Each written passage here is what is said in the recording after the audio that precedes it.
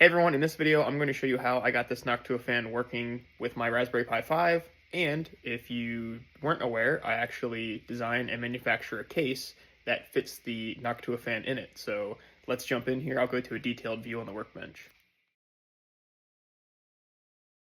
Hey everyone, really quick while I'm editing, I want to note, check the description or the end of the video to see how I actually have to control the fans on and off with how I've set this up on my Pi. If you like the case that you see me working with here, this is actually a case that I design and manufacture myself in my small shop. There'll be a link in the description if you're interested. But beyond that, let's just talk about how I integrated this fan with my Pi. So beyond having a way to mount and orient it, you actually have to change the wiring configuration within your fan itself.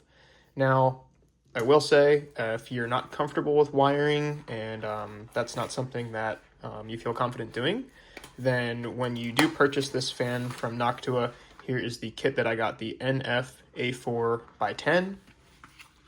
The kit does come with the ability to power this off of a USB. My case that I'm using is not really ideal for that, although you can remove the bottom access cover and fish that out. You'd have to plug this in the top and then the cord would go underneath it. So I didn't like that aesthetic, and what I wanted to do was actually get this fan to work off of my Pi itself. So in my orientation here, I'm going to first mount this to my fan housing. The case I designed, the wire here will slide through the bottom, and then it sits into this recessed area.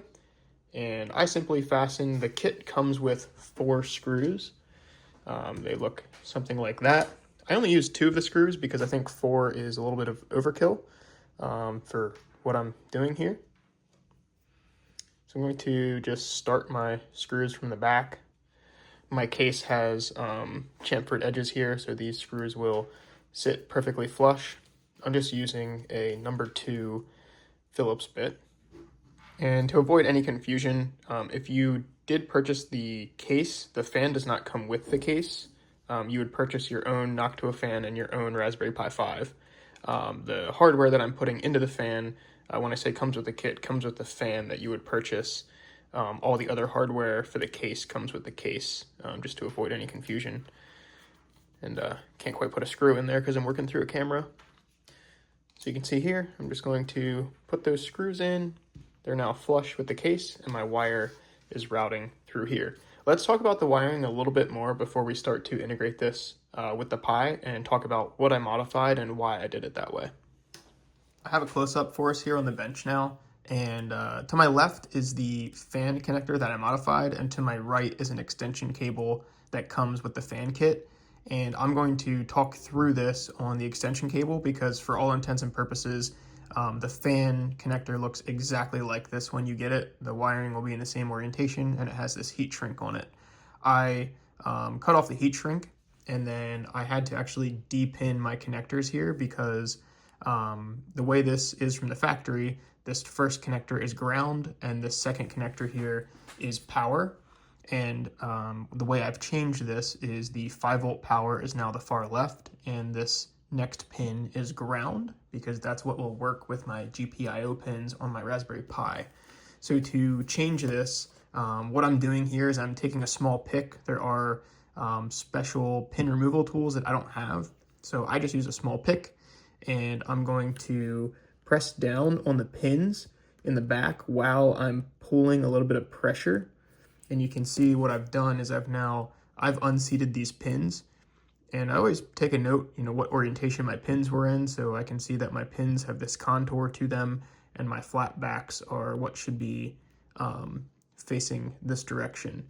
Now, with the wiring itself, I removed the heat shrink so that I had more room to reconfigure my wires, because all I did was change the orientation of the yellow wire, like I showed there earlier, and then reinserted it into the connector. I'm going to keep my extension cable in the factory configuration. I've already changed my fan, just showing you how I did this. So there I am putting my connector back in, and I'm going to push these all back in, and now I can tug. And I always like to do that. I always like to just tug on that and make sure everything's nice and seated. because this is making an electrical connection and you want things to be nice and secure. So that's how that works. And now I'm going to talk you through how I actually integrated this with my Pi and put this together the rest of the way. So a close-up here of my Raspberry Pi. This is a Raspberry Pi 5, and my GPIO pins, I'm looking at this side. The first two pins on this side, this one and this one, are 5-volt power. So when I plug my connector in, I plug it in, I skip the first pin, and I put my yellow wire here and my black wire here. All right, so now that I've noted my GPIO pins, making sure that I remember which location I'm going to, I am going to align my pins with my GPIO pins. And your GPIO pins are, somewhat delicate, so you want to make sure you get it aligned, and then I just push it down on there. Now, a note, like I said before, this is for entertainment purposes of how I did this. I'm not an electrical engineer. This just works. If you do this incorrectly, you reverse the orders of your wires, you swap something around, you can fry your fan or you can mess up your Raspberry Pi. So this is for entertainment purposes of how I did this, and there's many guides on the internet, and there's a couple different ways to do this. This is the way I do it. It works reliably. I'm not yet controlling my fan RPMs through my Pi, but I could do that through programming. Now that I have my fan plugged in, I can continue assembling my case. Traditionally, I'd recommend to uninstall the rear cover. It's just the 4 screws here at the back. And what that'll allow you to do is cable manage your wire as you assemble this. But to keep the video moving along here, I'm going to forego that process for now and assemble my case. So I'm sliding in my side panel, and here on the front I have my 4 brass heatset inserts. The heatset inserts, if you are interested in this fan case kit, again, fan separate, Raspberry Pi separate from the case kit, but all the hardware comes with the case, and the heatset inserts are already installed in the main frame. So the only thing you need is actually a screwdriver with a PH1 bit, as well as a 1.5 millimeter Allen for the brass screws I'll show you here in a moment that hold the front infill panel in place.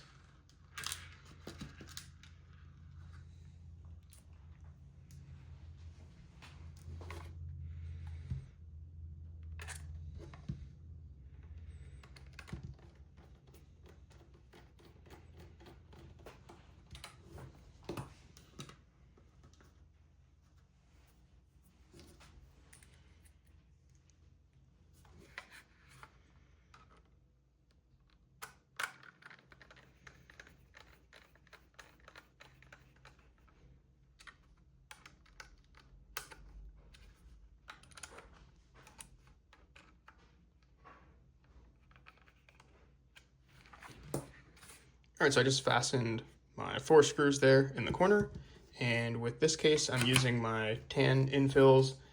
This case, quick plug for myself here, I have all sorts of different color infills for the case and different colors for the cases, so you can kind of change it up to whatever your style is for your setup. And now I'm going to tip this up, and you can see that there's a heatset insert that's now aligned with that hole. And I am going to take my 1.5 millimeter Allen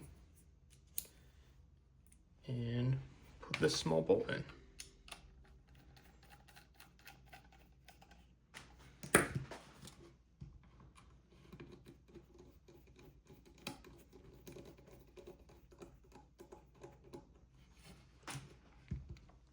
Now I have my Noctua fan in my case.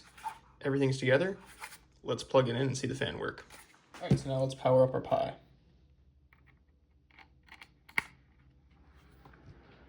As soon as I plug it in, I don't know if you can see the fan moving there, but you might be able to hear it. My fan turns on. I will say, if you do this, a quick note is that when you turn off the Raspberry Pi through the software, the 5-volt GPIO pin will still have power. The way I use this, that's not an issue for me, because when I leave the room this is in and it's no longer in operation for the day, the power is actually cut.